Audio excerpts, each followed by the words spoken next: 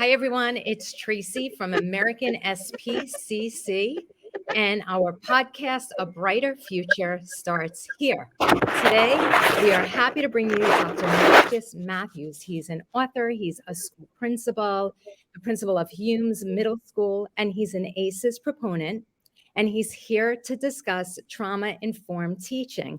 Hi, Dr. Matthews. Thank you so much for being with us today on this great day. Good morning. I really appreciate the invitation. Thank you again. Yeah, absolutely. So first and foremost, I would be remiss if I didn't congratulate you on your third book. So congratulations on that. That's quite an achievement to have 3 books under your belt like that. Thank you. And I'm extremely excited about Urban Aces. The book has been received extremely well. And in just a short time, we've facilitated professional developments in all around the country and even in Jamaica and France so far. So, yeah, so Wow. it's really exciting work. That's amazing. Okay, before we jump into ACEs, just for our audience, can you share with us your first book, your second book, your third book? So the first is I Am Not the Father. Can you just tell us about that for a minute? Sure. I Am Not the Father, Narratives of Men Falsely Accused of Paternity. Wow. It tells my story, and it tells the story of 4 other men who were falsely accused of being fathers. So in my particular case, I was only 17, 18 years old by the time the child was born. In that particular case, the child was born. We got a DNA test. And what was really crazy in my story, or the weird turn, was that we got the DNA test in January.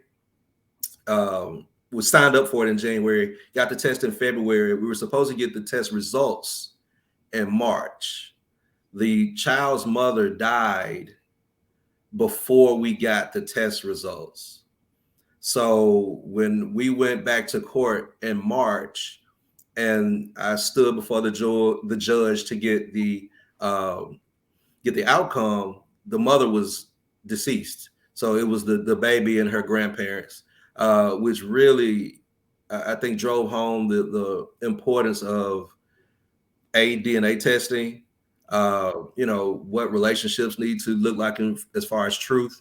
And the story kind of blossomed. I ended up actually doing Maury Povage's show, going up there to talk about the book and also the documentary, which was also I Am Not the Father, to start those conversations about what parenting looks like, what relationships look like. So that was my first book.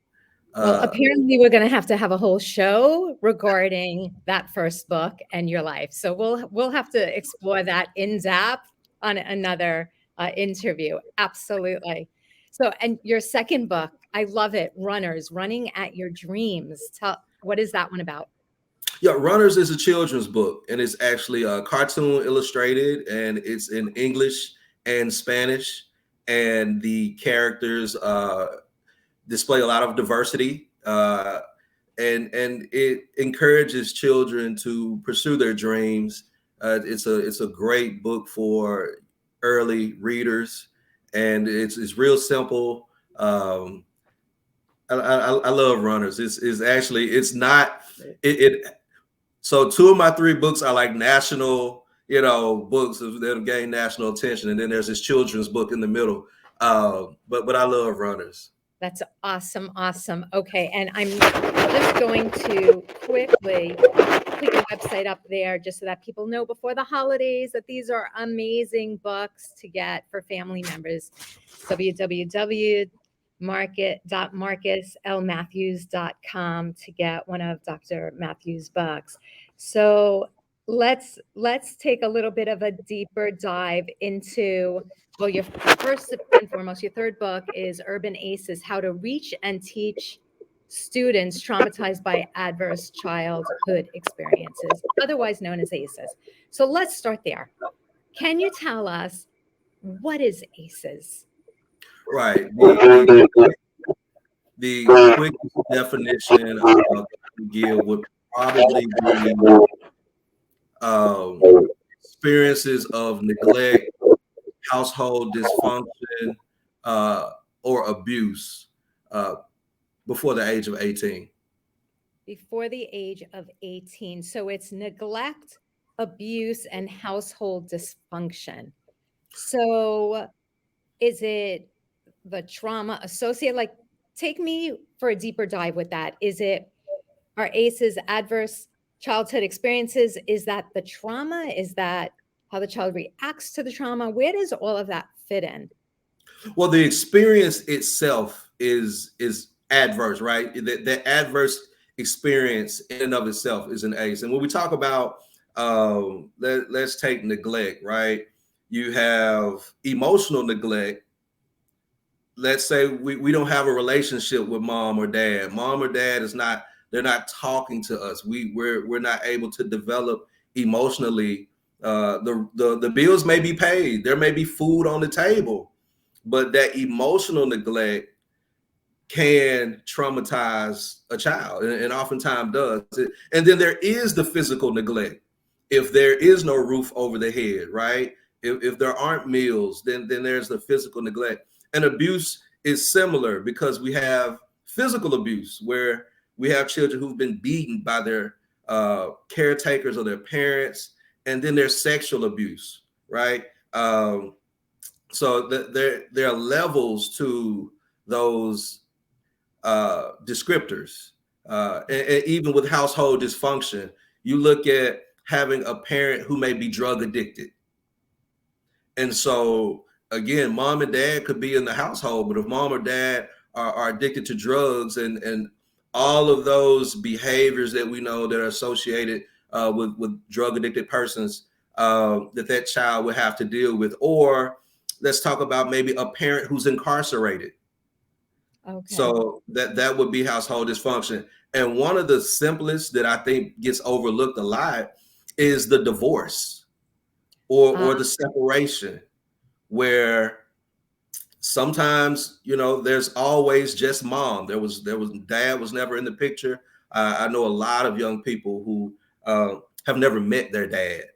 And then there are also those who start with mom and dad, and then there's a divorce, and you have to choose a parent, right? Or a parent decides where you're going to spend the rest of who you're going to spend the rest of your life with, and that can be traumatizing as well. Right, that there's originally two parents in a household, and then all of a sudden there's just one. How when one parent is ripped out of a child's life, how that really affects the child and the family structure, obviously, right? Right. The child, you think about those questions that may arise when a child's trying to make sense of what has happened, and they're asserting themselves into the situation. What did I do? Am I the cause of the problem? Would things be better if I wasn't around? It's so much, and it's really multifaceted, and that's why the trauma informed approach is so important, because the children in all of these scenarios need voice. We can't assume how they feel. We can't assume what they're going through, and we have to allow voice. And so, like with my presentations, one of the main strategies that I discuss is listening. And I love working with teachers because teachers love strategies, right? Teachers, they want a way to get things done. They want to, okay, when this happens, what do I do? When that happens, what do I do? I love that Right. about teachers. What's the game plan? Yes.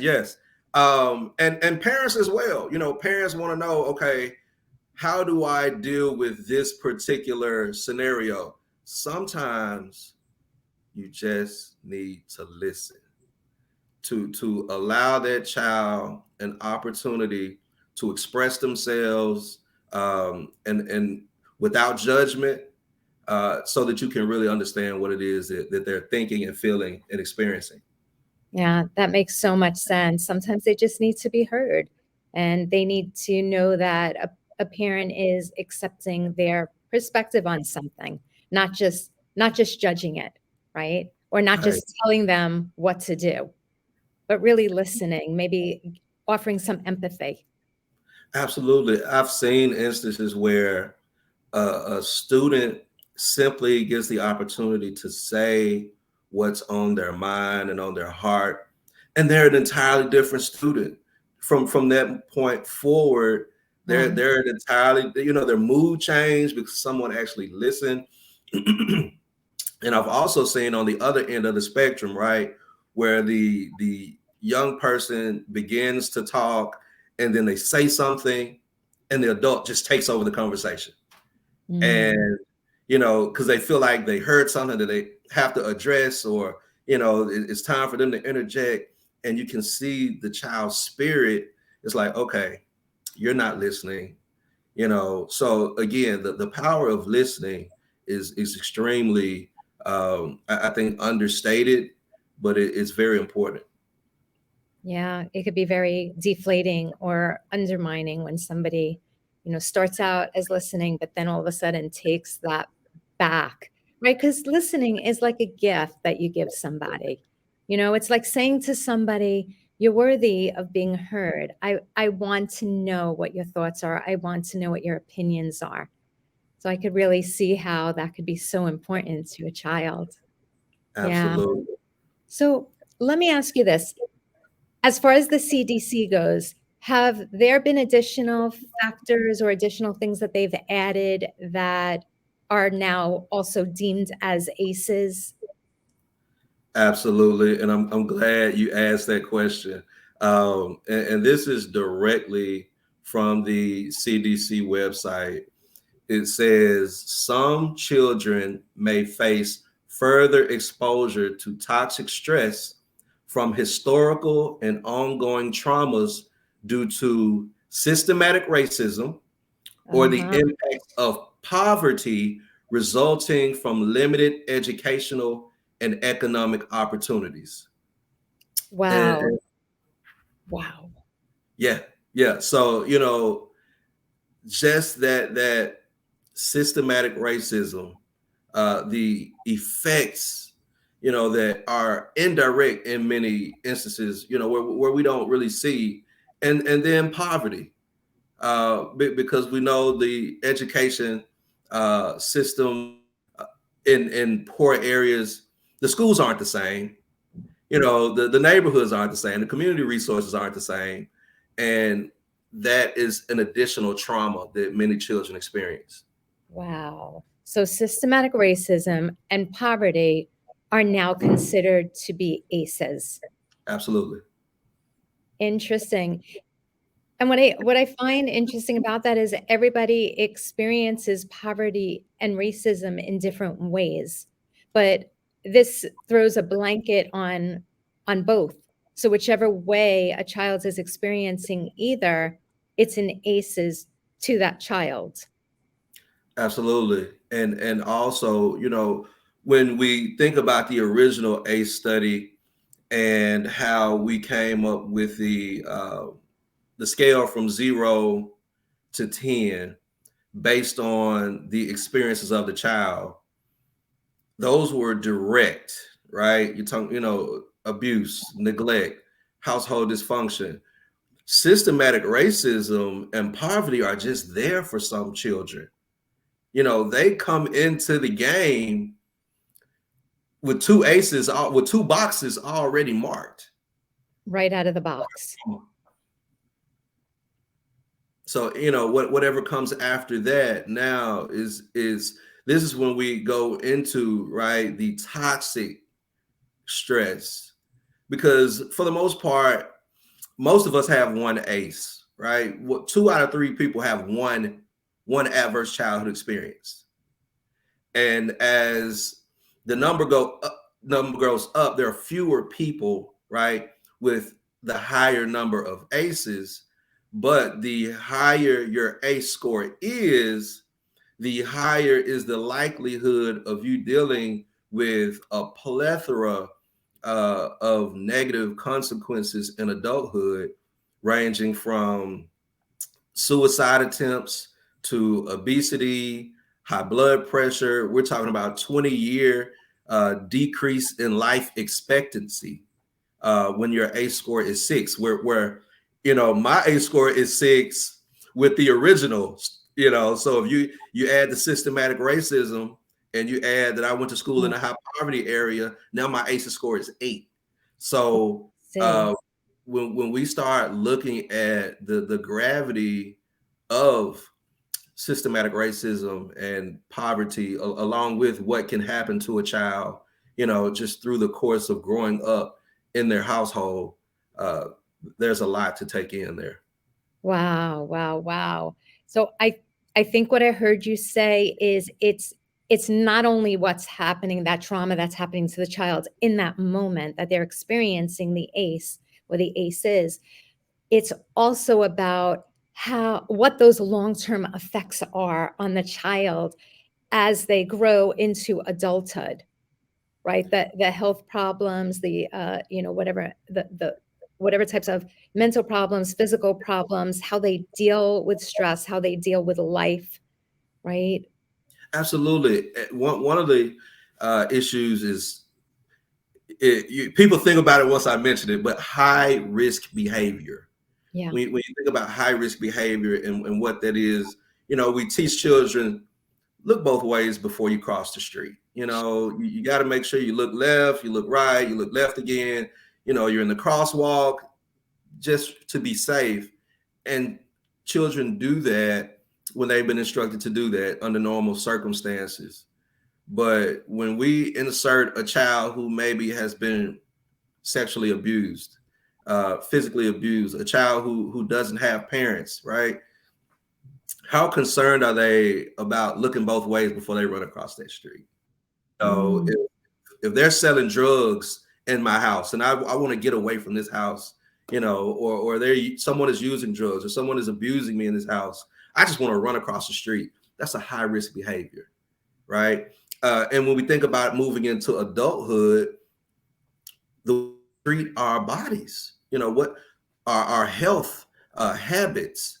When we think about something as simple as a popular drink, right? When people take an energy drink and then they take alcohol and they mix it because they want to have a good time. They had a long week, so they don't want to go to sleep, so they do the energy drink, and they want to feel good, so they do the alcohol.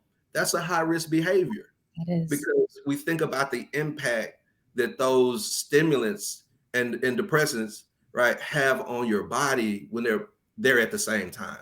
You could have a heart attack, you know. Um, and so a lot of times the things that we do, they're connected to what we've experienced in the past. So we don't see that as such a high risk. It's not such a big deal because I've lived through, my parents' separation and divorce. I've lived through being in a household with just one parent where my mom was using drugs. So, this Mm, behavior here isn't a big deal at all. Or the actual the study started ACEs, right? So the birth where you're talking about obesity. It's an obesity study, and what we found, what the study found, I should say, is that some people chose obesity because they had been sexually abused, and they did not want to present themselves as overly attractive, so they embraced obesity, which was, of course, very unhealthy. So there are a lot of down the road type issues that stem from adverse childhood experiences. wow. It's so thought provoking because, if you think about how a class in school takes a test and then there's a curve that the teacher gives it, it's almost like ACEs shifts the curve of the risky behavior, Absolutely, right? that's absolutely, yeah. It becomes less risky. The more Right. you've In their experienced, the more you perceive it as less risky. And also you think about how certain behaviors are not considered, or certain environments aren't considered dangerous because of what we've experienced. own. Certain environments where maybe this isn't where I should be, maybe I ought to get out of here. Well, it's okay. I've seen worse, right? Right, I've seen worse. Exactly. So, how would somebody take an ACEs test? Well, you can go right online. A lot of people, they just Google the ACEs test, and it pops right up there, really quick. You could do it in 5 minutes, and you'll get that score, and look at those And what do the correlations. scores mean? What do the scores mean? Right. Um, Again, it's a correlation to the likelihood of behaviors and consequences that could occur later in life. So again, with me, for example, taking the original ACEs test at a 6, my life expectancy decreased by 20 years. Mm, So just with that 6, and at the 4, the likelihood of alcoholism increased dramatically. So there are some very strong negative possibilities that present themselves the higher the ACE score is. But again, if it's predictable, it's preventable. that was my So next question. yeah, absolutely. If it's predictable, it's preventable. So with trauma informed teaching, the goal is to prevent these negative um, situations in the future, and teach individuals how to redirect themselves and to self-regulate and to create replacement behaviors that can be used rather than negative behaviors. Because again, as an adult, nobody's the training wheels are off, so to speak. Yeah. Once you reach adulthood, if I want to drink every day, and if I want to use drugs, or if I don't get enough sleep, or I eat whatever I want, nobody can stop me, right? I'm an adult.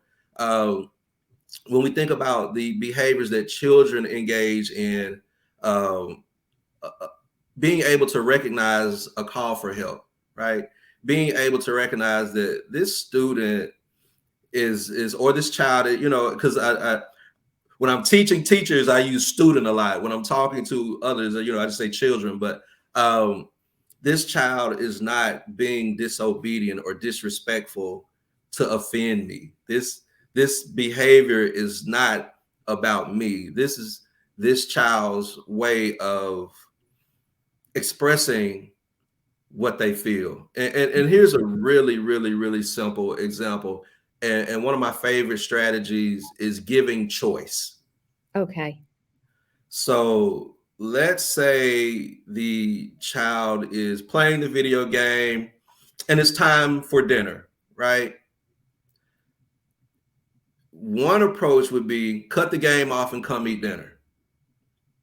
We have not given the child a choice. If the child is oppositionally defiant, Yeah. we've triggered the child. If the child has issues with control, let's just say maybe this child has been sexually abused and we don't know about it, right? And in their mind, no one is going to tell me what to do. No one is going to leave me without a choice. So something as simple as turn off the video game becomes a fight. Wow. Whereas if we go into this situation and we give choice, right? Mm-hmm. And we say, you can pause it now and get back to it later, or you can turn it off so that we can have dinner. Now you've given the child a choice. Yeah. I can pause it or I can turn it off. So now the oppositional defiance has been avoided because you're not forcing the child into a decision. You're giving the child a choice to make their own decision. Even in the classroom, right? If there's a soda, and we know we don't use soda near the technology, because if you waste the soda, then the technology doesn't work. So you can go ahead and hand me the soda now, or you can put it away. 9 times out of 10, they're not going to want to hand it to me, right? But they're going to do what I initially wanted them to do anyway, we just put the soda away. Yeah. Yeah, that's great. And I've heard throughout the years, even with parents offering their children two options, both of which they find acceptable. So if I'm offering Absolutely. my child two options and I've chosen what those two options are, my child still feels like he or she has a choice. Right. Because they do. Yeah, They do. because they do. That's great. So tell us about the shared language that you help to create through your program with the teachers. Absolutely. It's my belief that teaching is about shared language. It's about connecting with prior knowledge, right, to uncover new knowledge. Mm, So when we talk about redirecting, right, this is something that we do. This is something that we do quite often, but we have to think about it in terms of what we already do. And once we have that connection between what we're already practicing and what we're being asked to do, that's that shared concept, right? It's coming to an understanding that this is something that is beneficial and it's already in practice. Sometimes people feel like, I'm being asked to do something different. I'm being asked to do something new. And so when you help them understand, through again that shared language, yeah. speaking the same, uh, no, this is nothing new. We're just naming it so that you can go directly to the Mm, strategy that you need to incorporate, right? So it can be frustrating when we say, or when we're thinking, how many times do I have to tell you this, right? yeah. Why do I keep having to repeat myself? And redirection is so important. And adults know that we have to redirect. If you're driving, right, Yeah. and your steering wheel veers this way, you're going to straighten it up. Sure. You're going to redirect Yeah. that steering wheel. And I'll ask, so how many times are you going to redirect your steering wheel on your drive home if your alignment is off? Are you going to do it 3 times and say, you know what, I'm not moving this steering wheel again? You know what, I'm not. I'm tired of redirecting this steering wheel. So Yep. if I'm in the ditch, then I'll just be in the ditch. We're That not going to ain't do. gonna happen. That ain't we're, gonna we're happen. not. We're gonna redirect as often as needed. We are Right. going to redirect as often as needed. So being able to use that language and build that connection to what really is redirection, right?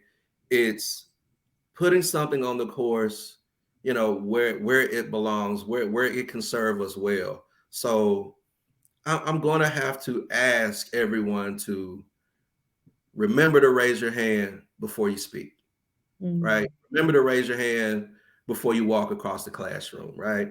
yeah. And so when we understand and share that language, this is what we mean when we say redirection. This is why redirection is important. And we don't want to leave our children in that ditch, right? We don't want to allow them to take themselves into a ditch because we're watching from the sideline because we're tired of redirecting. Yeah. Yeah. So important. So have you always been passionate about helping children and families? Like, was this always the big vision? It was not the big vision. My bachelor's degree from the University of Memphis is actually in journalism. I was a writer for as Oh, long as I can remember. I ended up in education by accident, but I say that when we make plans, oftentimes our plan isn't the big plan, and we have to figure it out. yeah. Uh, Yep. Yep. so I started as a substitute teacher. And as a substitute teacher, the principal at the school, because they have the substitute system, right? For those who don't know, there's a system. If you're a sub, you can call the system or you can have the system call you every day and they'll tell you what school options are available, and you choose where you want to go. The principal said, no, you come here every day. You come to this school every day, and we'll find work for you. And from there, the next step was, you ought to think about a career in education. And so that's when I went back to University of Memphis and began my master's in instruction and curriculum leadership, which led to my doctorate in higher and adult education. And it's really natural. It's a really natural fit for me. Yeah. It's not work, it's Yeah. The labor of love. yes, it's laborious, and I'm exhausted a lot. I am exhausted, Yeah. but I can't think of too much more that I rather do. I remember when my brother was murdered in 1996, and it was tough for my family. It was tough for our whole community. He was only 23 years old.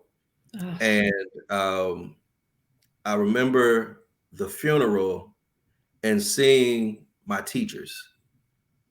I remember seeing my teachers there at the funeral, and it resonated with me. And when I went back into the building, I looked at them differently. wow. Uh, and I didn't really get it then. I finished high school, and I went on into college. And once I made my transition to a classroom teacher, my first year I was assigned a teacher mentor, great gentleman. And he came into my classroom and he said, maybe you ought to be the one doing the mentoring, That's great. um, because what we call classroom management was not an issue with me. Um, I had great relationships with the students, and my students participated well. They tried their best, they met the expectations. And honestly, I thought that was happening in every classroom. Ah, what do you attribute it to now, looking back? Like, what do you think made that difference? Trauma informed teaching. It's simply, because many of the things that I promote now are practices that I engaged in as a teacher. And of course, when I get the opportunity to add to my toolbox, I add to my toolbox and I share that out as well. But giving students voice was always a practice of mine. Listening to student concerns was always a practice of mine. Having high expectations, and I think because like now as a principal, the school where I'm principal is less than 10 minutes from my old house where I grew up in my old neighborhood. Wow, look at that. Talk And about so giving back to your community. That's amazing. and Yeah, and I tell them, I say, hey, I grew up down the street. I grew right. up down the street. So no one can tell me what you're not capable of doing. That doesn't work with me, right? Yeah, I'm not sure what anyone has told you before today. Your other teachers, your other administrators, I don't know what anyone's told you, but you can do whatever you want to do with your life. You have true. options you can achieve, because I grew up right down the street and I did it. And so for me, that there's the value of being able to present that message Yeah, is just immeasurable, because I'm in one of the I'm in what is called a priority school in Tennessee. And so a priority school is one of the bottom 5% of low performing academic institutions. okay. So we've got real struggles.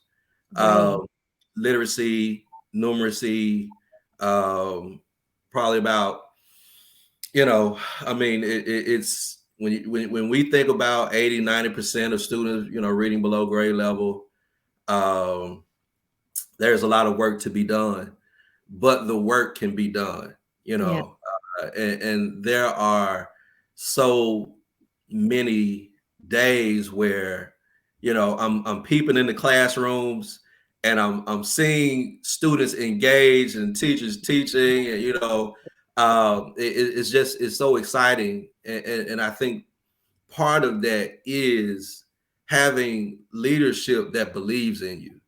Yes. Having people who know that you can get the job done, that you can grow academically, and so that means a whole lot to me. That's awesome. It sounds like you really empower the teachers. You share with the students the fact that you believe in them. Hey, was I grew up right down the road. This is where I am today. Like you're just a living, breathing role model in every facet of the word. So kudos to you. Is there anything that you'd like to leave our listeners with regarding your consulting services? Anything that you haven't shared that you'd like to share with us? Sure. I would love for everyone out in listener world to take my trauma informed teaching class, and I think that it's the value of using the common language and learning the language, right? And having strategies to help you not only in your practice, in your personal life, with your children, with your nieces and nephews and cousins. It's invaluable. My website has been mentioned. My name, Marcus L. Matthews. Um, there's a link there for booking. I love to come and speak to your leaders, to do workshops, with your Yes. leaders. Um, so yeah, we gotta reframe how we're setting expectations, and how we're supporting our students. And I love to be a part, of what this new reform looks like. We love it. We love it. It's a great movement that you're working on there. So thank you, everyone. Like you said, in listener world, I like that phrase. Everyone in listener world, please feel free to go to www.marcuslmatthews.com. Thank you so much for joining us today. Thank you for the work that you do, for the support that you give our students, our teachers. And I hope that all of the parents and caregivers and teachers listening will reach out to you and visit your website. So thank Thank you you. again. Yeah, Thank thank you you very much. for the show today. So let's just do a quick outro. You can hang out right there for a minute. To find more positive parenting resources and positive teaching resources, please visit our website at americanspcc.org. And if you know someone making a tremendous difference in your community, like Dr. Matthews did, please feel free to reach out to us at info@americanspcc.org. We want to hear about them. Thank you so much for listening. This is another episode of A Brighter Future Starts Here.